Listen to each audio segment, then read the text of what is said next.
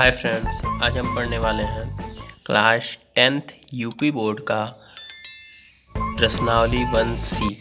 इसके पहले हम 1A 1B कर चुके हैं, तो आज हम पढ़ने वाले हैं 1C। तो इसमें हम देखते हैं कि यहाँ पे दिया हुआ है कि निम्नलिखित में से परिमेय संख्याएं छांटकर लिखिए। तो हमको सबसे पहले पता होना चाहिए कि परिमेय संख्याएं और अपरिमेय संख्याएं में अंतर क्या होता है। तो आइए देखते हैं।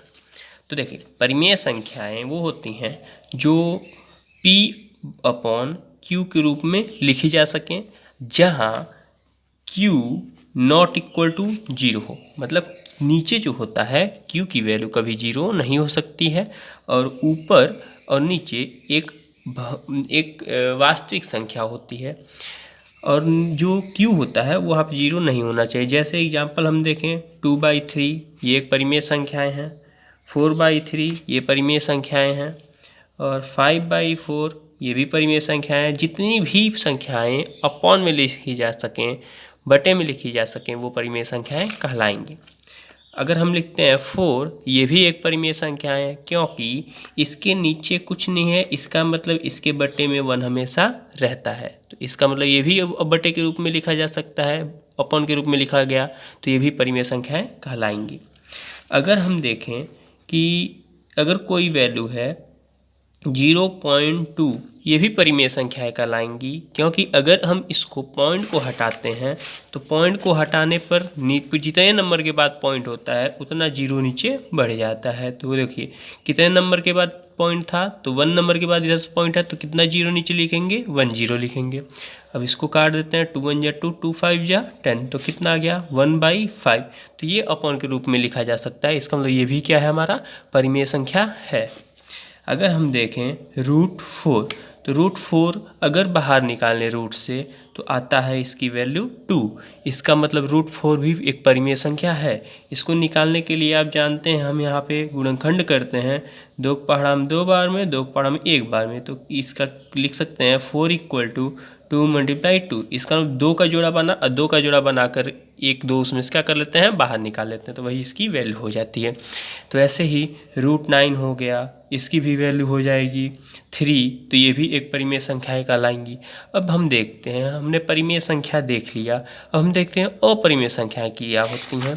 तो जिसकी भी वैल्यू हम बटे के रूप में नहीं लिख सकते, वो सब अपरिमेय संख्याएं। तो हम देखते हैं, जैसा कि √3 जो होता है, इसकी जो वैल्यू होती है ये होती है 1.73205080। इसके बाद चेंज होती जाती है। हम यहाँ पे देखते हैं कि पॉइंट के बाद का नंबर कोई भी रिपीट नहीं कर रहा है, मतलब बार बार रिपीट नहीं कर रहा है। कोई भी नंबर देखें तो बार बार रिपीट नहीं कर रहा है।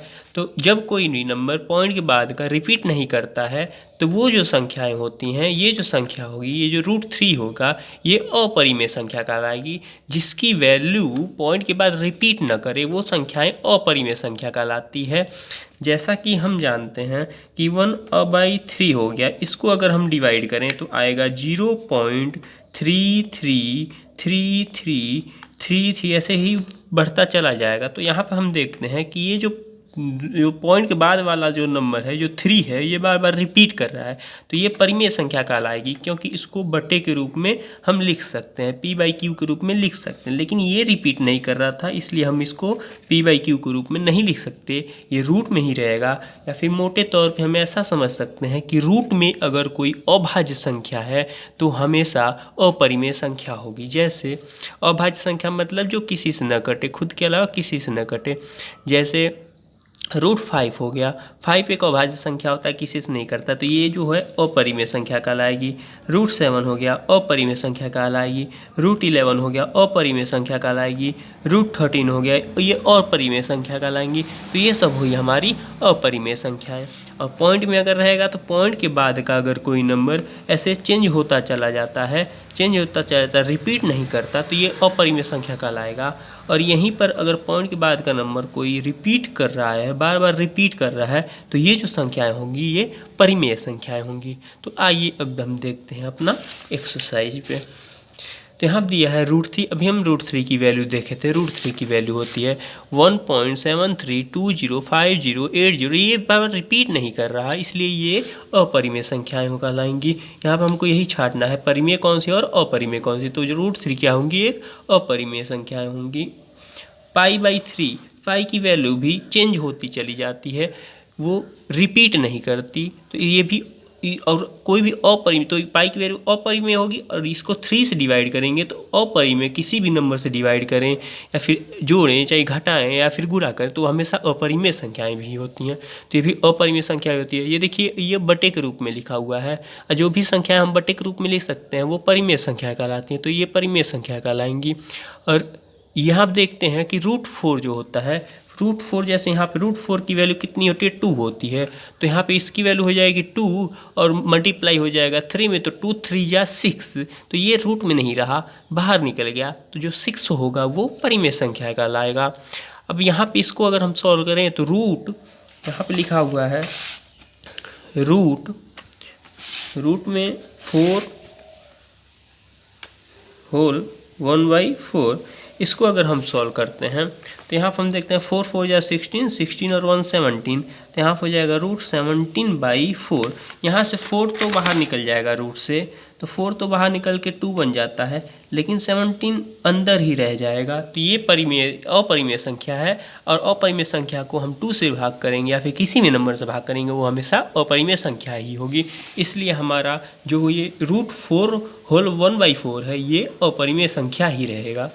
अगर हम इसको देखें 2.3 और 3 के बार है, तो यहाँ पर लिखा है 2.3 और 3 पे बार, इसका मतलब होता है वही 3 बार बार रिपीट कर रहा है। अभी हम देखे थे कोई भी संख्या अगर रिपीट करती है, 3 के पावर बार का मतलब यहाँ पे बार बार 3 आ रहा है, 3 आ रहा है, 3 आ रहा है, ऐसे ही बढ़ता चला जाएगा, कभी ख़त्म नहीं होगा। अभी हम देखे थे कि कोई भी संख्या अगर रिपीट करती है तो वो परिमेय संख्या होती है, और ये भी रिपीट कर रहा है तो ये भी क्या होगा, एक परिमेय संख्या होगा। अब आइए सेकंड नंबर क्वेश्चन देखते हैं। तो √4 की वैल्यू अभी हम देखे थे, √4 बाहर निकल जाता है तो क्या बन जाता है 2, और 2 एक होती है परिमेय संख्या। यहाँ पर लिखा है √0.4, तो इसको हम देख लेते हैं। √0.4 लिखो या फिर 0.4 लिख दो, दोनों सेम ही है। तो यहाँ पर अगर हम पॉइंट को पहले हटाते हैं, पॉइंट को हटाते हैं, जितने नंबर के बाद पॉइंट है उतना नीचे 0 लिखते हैं। तो कितने नंबर के बाद पॉइंट है, 1 नंबर के बाद, तो 4 और नीचे 1 0 लगा देंगे। यहाँ देखेंगे 4 तो बाहर निकल जाता है, जहाँ 2 बन जाता है, लेकिन √10 ये अंदर ही रह जाएगा, ये बाहर नहीं निकलेगा। तो ये जो होगा ये अपरिमेय संख्या होगा। आगे देखते हैं, यहाँ पर लिखा है 4, तो 4 के नीचे कुछ नहीं है, इसका मतलब 4 के नीचे 1 है। अभी हम यहाँ बताए थे कि अगर कोई भी नंबर लिखा हुआ, जैसे यहाँ आप देखते हैं, पर कोई भी नंबर लिखा हुआ इसके नीचे कुछ नहीं, मतलब इसके नीचे हमेशा क्या रहता है, ऑलरेडी 1 रहता है। तो ये एक परिमेय संख्या है, तो ये क्या हो जाएगा, एक परिमेय संख्या। ऐसे ही 5 भी क्या हो जाएगा, परिमेय संख्या हो जाएगा। तो इसमें अपरिमेय संख्या कौन सी थी, सिर्फ ये वाला अपरिमेय संख्या था, बाकी सब परिमेय संख्या है। अब हम देखते हैं, तो आइए हम देखते हैं, यहाँ पर हम देखते हैं कि अगला क्वेश्चन है, निम्नलिखित संख्याओं में परिमेय संख्याएं छाट कर लिखिए। यहाँ पे हमको परिमेय संख्याएं बतानी है। तो √3 हम देखे थे, ये अपरिमेय संख्या है, क्योंकि इसमें जो इसकी वैल्यू होती है ये रिपीट नहीं करती, ये लगातार चेंज होती रहती है, इसलिए अपरिमेय संख्या है। यहाँ पे हम जानते हैं, यहाँ पे 14.03737, यहाँ देखिए 3737 ये बार बार रिपीट हो रहा है, 3737 बार बार रिपीट हो रहा है, पॉइंट के बाद है और बार बार रिपीट हो रहा है। इसका मतलब ये जो संख्या है ये परिमेय संख्या कहलाएंगी। और यहाँ पर अगर हम देखते हैं √1 दिया हुआ है, √1 जो होता है कभी रूट में नहीं रहता, मतलब 1 जो होती है 1 की वैल्यू रूट से बाहर आ जाती है, क्योंकि 1 को हम लिख सकते हैं 1 × 1, और 1 का 2 जोड़ा बन गया, जैसे हम लिख सकते हैं √1 को लिख सकते हैं √1 × 1। कोई भी 2 का जोड़ा बन जाता है वो बाहर आ जाता है, तो 1 कहाँ आ जाएगा, बाहर आ जाएगा, रूट खत्म हो जाता है उसके स्क्वायर से। तो 1 जो होता है ये परिमेय संख्या हो जाएगा। ये अपरिमेय संख्या है, ये परिमेय है, ये भी परिमेय है, और ये जो होगी जो पाई की वैल्यू होती है ये अपरिमेय होती है। इसमें अपरिमेय कुछ भी हम जोड़ते हैं तो वो अपरिमेय ही रह जाता है, तो इसलिए ये जो वैल्यू हो गया ये अपरिमेय ही रहेगा। आगे देखते हैं, निम्नलिखित में परिमेय और अपरिमेय संख्या छाटिए। इसमें भी परिमेय अपरिमेय देखना है। तो √3 हम जानते हैं अपरिमेय है, और किसी भी नंबर में अपरिमेय संख्या घटाएंगे तो अपरिमेय संख्या ही आती है। तो ये जो नंबर होगा ये अपरिमेय संख्या ही होगा। यहाँ हम देखते हैं √7 का वैल्यू अपरिमेय होता है। अपरिमेय में किसी भी नंबर से भाग करते हैं तो वो अपरिमेय ही आता है। मतलब अपरिमेय में कोई भी नंबर जोड़ें, घटाएं, गुणा करें, भाग करें, हमेशा अपरिमेय ही आएगा। यहाँ पे 5 माइनस √4, तो यहाँ पर हम देखते हैं 5 में हम माइनस कर दें, और ये जो है परिमेय संख्या है, मतलब √4 जो है परिमेय है, क्योंकि √4 बाहर निकलता है तो 2 बन जाता है। यहाँ पर हम देख सकते हैं √4 को बाहर निकला था तो 2 बन गया था, तो यहाँ पर 2 हो जाएगा। तो 5 में 2 गया 3 आ गया, और 3 जो होता है वो परिमेय संख्या होता है। यहाँ पर अगर हम देखते हैं इसको रूट 0.01 है, तो √0.01 इसको अगर हम देखते हैं तो इसको पहले पॉइंट हटाते हैं तो हो जाएगा रूट, यहाँ देखते हैं 2 नंबर के बाद पॉइंट है तो ऊपर जो है 1 था तो 1 लिख दिए, और 2 नंबर के बाद पॉइंट था, पॉइंट को हटाए तो नीचे 2 जीरो बढ़ जाएगा। मतलब जितने नंबर के बाद पॉइंट होगा उतना जीरो नीचे बढ़ जाता है। अब यहाँ देखते हैं रूट में तो 1 रहता नहीं है कभी, तो 1 बाहर आ जाएगा, और जो 100 होता है वो 10 का मतलब 10 का स्क्वायर होता है, और 10 का स्क्वायर बाहर निकलेगा तो 10 बन जाएगा। तो ये हो गया हमारा परिमेय संख्या है, मतलब ये भी हमारा क्या है, एक परिमेय संख्या है। आइए आगे देखते हैं। √2 जो होता है ये अपरिमेय संख्या होता है, क्योंकि इसकी जो वैल्यू होती है वो पॉइंट के बाद चेंज होती चली जाती है, इसको हम बट्टे में नहीं लिख सकते। ऐसे ही √3 हम कितनी बार देख चुके हैं, ये अपरिमेय संख्या है। √9 जो होता है बाहर निकलता है तो 3 बन जाता है, जैसे कि हम देख सकते हैं, जैसे कि √9 को हम लिख सकते हैं √3 × 3, और यहाँ पर हम लिख सकते हैं √3 का स्क्वायर से जो होता है रूट ख़त्म हो जाता है तो यहाँ बचेगा 3, तो इसकी वैल्यू √9 की वैल्यू कितनी हो गई, 3 हो गई। तो ये क्या हो गया, परिमेय संख्या हो गया। और √15 जो है इसको हम लिख सकते हैं √15 = √5 × 3। अब देखिए ना तो रूट से बाहर 5 निकलेगा और ना तो रूट से बाहर 3 निकलेगा, तो ये अपरिमेय संख्या ही रहेगी। अब आगे देखते हैं √7 अपरिमेय होगा क्योंकि ये बाहर नहीं निकलेगा। √11 अपरिमेय होगा क्यों, बाहर निकलेगा। √16 बाहर निकलता है तो 4 बन जाता है, 4 × 4 इसको लिख सकते हैं, और 4 बाहर निकल जाएगा, पेयर बनेगा, तो इसलिए ये परिमेय होगा। √19 ये अपरिमेय होगा। √23 बाहर नहीं निकलेगा तो ये अपरिमेय, मतलब जितनी भी अभाज्य संख्याएँ होती हैं वो बाहर नहीं निकलती और वो अपरिमेय होती हैं। यहाँ पर हम देख सकते हैं √4 बाहर निकलता है 2 बन जाता है, ये परिमेय है। ये अपरिमेय है। ये √5 बाहर नहीं निकलेगा, अपरिमेय है। √9 बाहर निकल जाता है 3 बन जाता है तो परिमेय है। √16 बाहर निकल जाता है 4 बन जाता है तो ये परिमेय है। √2 बाहर नहीं निकलता तो ये अपरिमेय है। √3 बाहर नहीं निकलता है तो ये अपरिमेय है। √5 बाहर नहीं निकलता, बाहर निकलेगा तो पॉइंट भी अगर हम लिखेंगे तो इसकी वैल्यू जो होती है चेंज होती चली जाती है, पॉइंट बार रिपीट नहीं होती, इसलिए ये अपरिमेय है। यहाँ पर हम देखेंगे √4 बाहर निकलेगा तो 2 हो जाएगा, और √9 बाहर निकलेगा तो 3 हो जाएगा। जैसा कि हम देख सकते हैं √4/9 है, तो यहाँ पर लिख सकते हैं √4/9, और यहाँ से बाहर निकलेगा तो 4 बाहर निकलेगा तो 2 बन गया, और 9 बाहर निकलेगा तो 3 बन गया। 3 3 या 9 होता है, 2 2 या 4 होता है, तो 2/3 हो गया। ये परिमेय संख्या है। √7 बाहर नहीं निकलेगा तो ये अपरिमेय है।